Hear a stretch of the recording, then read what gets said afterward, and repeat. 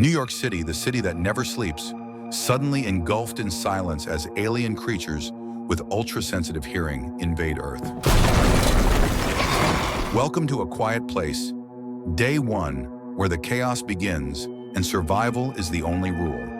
Our story begins in the heart of New York City, where the bustling streets are alive with noise and excitement. Enter Samira, or Sam, played by the brilliant Lupita Nyong'o. A young woman battling terminal cancer, Sam resides in a hospice with her only companion, a loyal cat named Frodo. Despite her illness, Sam is a fighter, though her spirit is weary.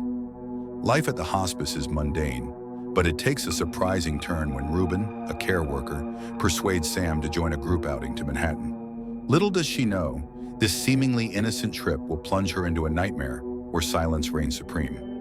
On what seems like an ordinary day, Sam and her group explore the bustling streets of Manhattan. Everything is perfectly normal until it isn't. Out of nowhere, mysterious meteor-like objects begin crashing into the city, sending everyone into a frenzy. As chaos erupts, Sam finds herself in the middle of a disaster zone. Alien creatures, drawn by the slightest sound, descend upon the city, attacking anything that makes noise. Amidst the pandemonium, Sam is knocked unconscious, and the real terror begins. When Sam regains consciousness, she discovers she's in a puppet theater with a handful of other survivors. Everything is eerily quiet, with only the sounds of breathing and the occasional creak of the floorboards. She meets Henri, a fellow survivor who communicates the dire need for silence. The military broadcasts warnings from overhead helicopters, advising everyone to stay silent and hidden. The bridges leading out of Manhattan have been bombed to prevent the creatures from spreading. It's a haunting realization that the city is now a trap, where any sound could mean instant death. As tensions rise, one of the survivors panics, making noise that draws the creature's attention. In the ensuing chaos, Henry accidentally kills the man while trying to silence him. It's a harsh lesson in survival that underscores the gravity of their situation. Sam is shaken but determined. She knows she must get to Harlem, where she hopes to find safety. With her beloved cat by her side, she ventures out into the dangerous, silent streets of New York, determined to survive. On her journey through the city, Sam encounters Eric, an English law student played by Joseph Quinn. He's shell-shocked and alone, just like her. Together, they form an unlikely alliance, relying on each other's strengths to survive the perilous trek to Harlem. Eric, initially hesitant, follows Sam back to her apartment.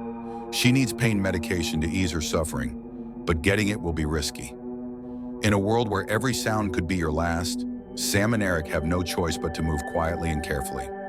As they scavenge through the pharmacy, their bond grows stronger. Sam shares a glimpse of her past, how she used to watch her late father play jazz and always wanted to have one last slice of pizza at Patsy's. It's a poignant reminder of the small joys life used to hold. In this moment of brief respite, Eric manages to cheer Sam up, fulfilling one of her dying wishes.